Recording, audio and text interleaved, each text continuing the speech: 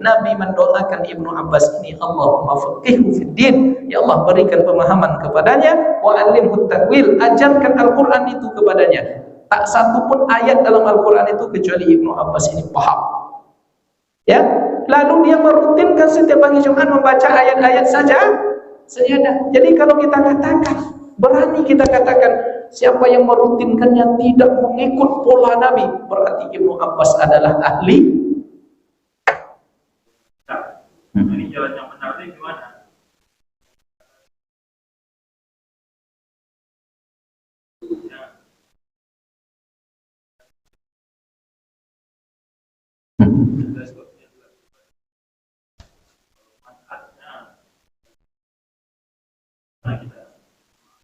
Ya, maka kalau ada ayat, cara yang terbaik memahami ayat itu adalah rujuk kepada tafsirnya.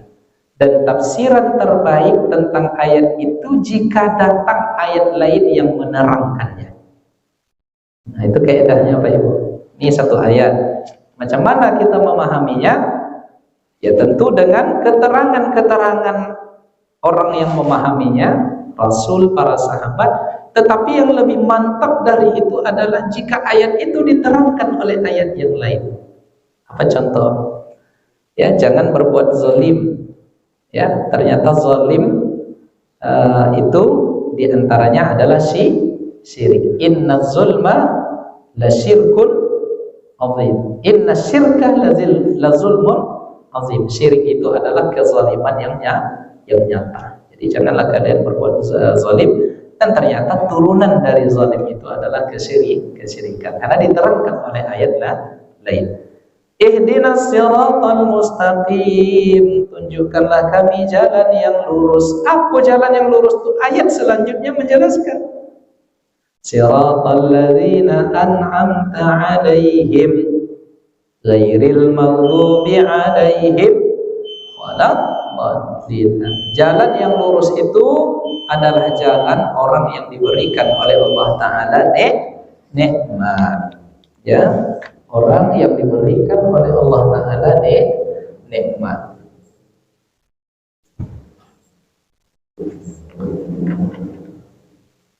Oke, jalan yang lurus itu adalah siratal ladzina an'amta 'alaihim. Siratal ladzina an'amta 'alaihim. An'amta. Nah, jadi jalan yang lurus itu adalah jalan yang Allah sudah karuniakan kepada orang yang mendapat nikmat. Siapa yang mendapat nikmat itu? Nabi. Kemudian orang yang mati syahid, syuhada. Kemudian saleh, ya, minan nabiyyin was-siddiqin wasyuhada'i was-shalihin. Siddiqin, orang-orang yang jujur. Inilah yang mendapatkan nikmat tadi. Jadi kalau ada karakter-karakternya seperti ini, berarti jalan kita sudah selamat. Jalan yang Allah berikan kepada Nabi, ikuti Nabi melalui jalur sahabat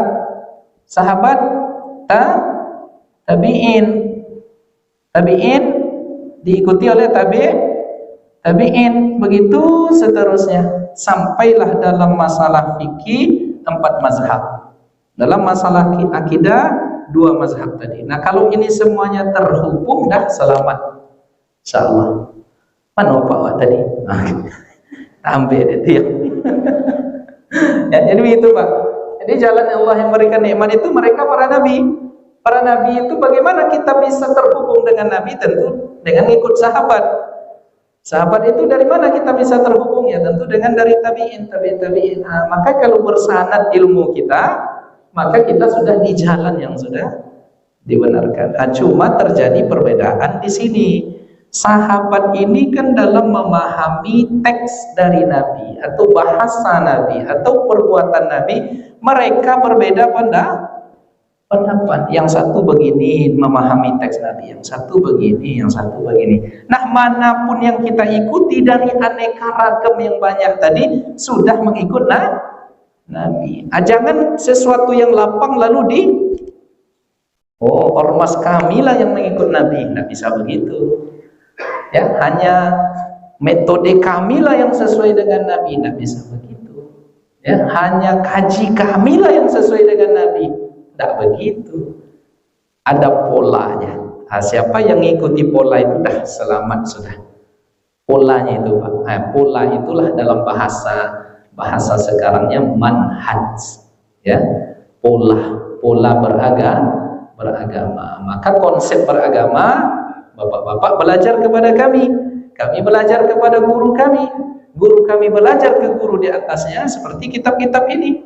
Di situ kita menjamin orisinilitasnya itu. Nah, inilah yang kami pahami dalam hal ini. Insya Allah mudah-mudahan kami tak mengatakan inilah yang sesuai dengan Nabi. Kira-kira inilah yang mendekat ke yang disuruh oleh Nabi. Awak kan seperti itu bisa membahasakannya ya Pak.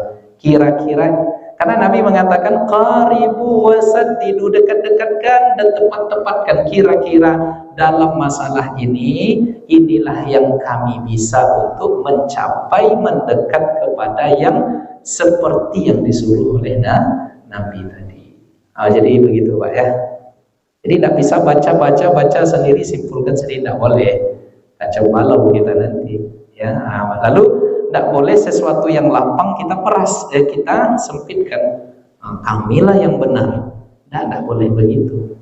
Jadi sama dengan masalah salat qabliyah maghrib. Dalam mazhab Imam Ahmad, qabliyah maghrib itu tidak ada. Jadi setelah azan qomat aja. Tapi dalam mazhab Hanafi ada. Karena mereka berbeda memahami hadis. Ya. Lalu apa? Imam Ahmad di Baghdad ketika itu setelah azan maghrib tetap salat sunat qabliyah. Padahal dalam pendapat dia rasa-rasanya hadisnya tidak sahih. Tapi kata para muridnya, wahai Imam Ahmad, mengapa kau tetap salat qabliyah maghrib? Sedangkan kau beranggapan hadisnya tak sahih, artinya tak perlu diamalkan. Apa kata Imam Ahmad? Ya, masalahnya kita sekarang berada di kawasan pengikut mazhab Hanafi yang mereka menganggap hadis salat qabliyah maghrib itu sahih dan mereka mengamalkan itu. Ya sudah, demi menghargai itu ya kita salat. Jangan sampai nanti gara-gara itu Imam Ahmad, salah yang benar, saya yang benar. Nah, ada ceritanya salat maghrib. Nah, begitu rupanya akhlaknya. Ya, jelas apa Ibu? Oke. Contoh pertama, contoh kedua, ada Nabi mengatakan apabila kalian salat berjamaah, ada Nabi mengatakan ketika kalian salat, maka hendaklah kalian meletakkan sutrah di depan dia salat. Sutrah itu apa Pak? Batas, ya. Liyastatir ahadukum walau bisahmin. Itu kata Nabi. Hendaklah kalian kalau salat itu membuat satir, membuat sitar sutra, walaupun yang kalian punya hanya saham. Saham itu anak panah. Anak panah tancapkan di depan salat, menghadap ke sutra. Oke, lalu dari hadis ini kalangan ahli zahir dan satu pendapat dalam mazhab Imam Ahmad mengatakan wajib memakai sutrah tadi.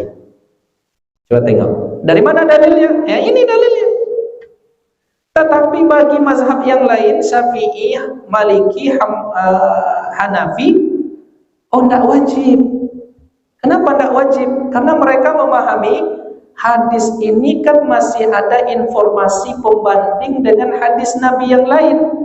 Kenapa? Karena Nabi pernah suatu ketika shalla fil fadha, salat di lapangan terbuka, walam yakun indahu syai'un, dan tidak ada satu pun nampak sutrah. Informasi dari Ibnu Abbas kalau tak salah.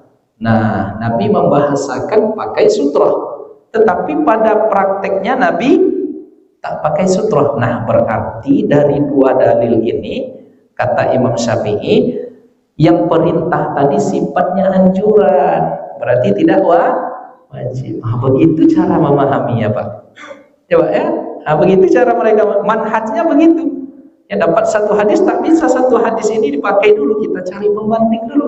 Oh rupanya ini hanya anjuran, berarti memakai sutrah adalah sunnah. Lalu bagaimana yang menganggap hadis tadi wajib? Ya tidak masalah karena dia berpegang ke hadis juga.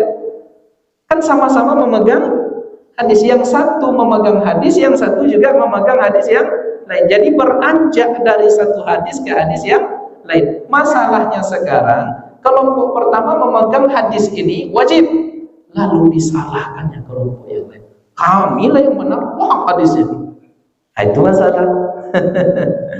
Joleh pak, tidak usah panjang-panjang emosi wak bikum bahas iko, batal lu puasa. Jadi begitu pak ya.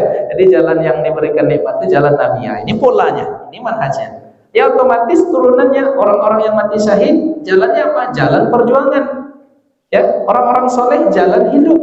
Ya, orang-orang siddiq sikap batin yang jujur. Nah, kalau kita sudah ya mengikuti ya dan semuanya ini kan bertumpu ke Nabi. Nabi adalah ya sayyidus syuhada, Nabi adalah sayyidus salihin, Nabi adalah siddiqin. Jadi yang setelahnya itu hanya keterangan turunannya. Yang penting kita ngikuti Nabi sallallahu alaihi wasallam. Jadi itu polanya. Jadi jangan anggap pola kita inilah yang sesungguhnya yang paling mantap. Lalu yang tak mengikuti pola kita ini tak sesuai dengan sunnahku, kacau balau cara berpikirnya itu. Contohnya tentang hadis sutrah tadi. Dia baca satu hadis baru tetapi disalahkannya yang lain. Nah, kan agak emosi bu jadi dia tuh. Contohnya, setiap pagi Jumat Nabi membaca surat sajadah. Lalu kata Ustadz ini tak boleh baca setiap pagi Jumat. Nabi tak melakukan. Merutinkan setiap pagi Jumat itu bid'ah. Mak, rupanya kok Ibnu Abbas itu setiap pagi Jumat karena Nabi dulu sering melakukan, dia merutinkan setiap pagi Jumat itu membaca sajadah. Diinformasikan oleh murid beliau Sa'id bin Jubair, Nabi mendoakan Ibnu Abbas ini, Allahumma faqihhu fid din, ya Allah berikan pemahaman kepadanya, wa alimhu ta'wil, ajarkan Al-Quran itu kepadanya. Tak satu pun ayat dalam Al-Quran itu kecuali Ibnu Abbas ini paham. Ya, lalu dia merutinkan setiap pagi Jumat membaca ayat-ayat sajadah. Jadi kalau kita katakan, berani kita katakan siapa yang merutinkannya tidak mengikut pola Nabi, berarti Ibnu Abbas adalah ahli. Dia tolong mengatakan Ibnu Abbas ahli bid'ah. Nah, masalahnya dia baru baca satu hadis, tak ngerti dia bagaimana pemahaman para sahabat terhadap hadis ini. Nah, itulah yang tak boleh. Jelas pak? Udahlah tuh, emosi saya, kita tidak bisa pula sarapan begini. Itu pak ya. Itu ada jawaban serius, ada jawaban berkelakar. Ya demikian kaji kita pada pagi ini, kita tutup dengan doa kafaratul majelis.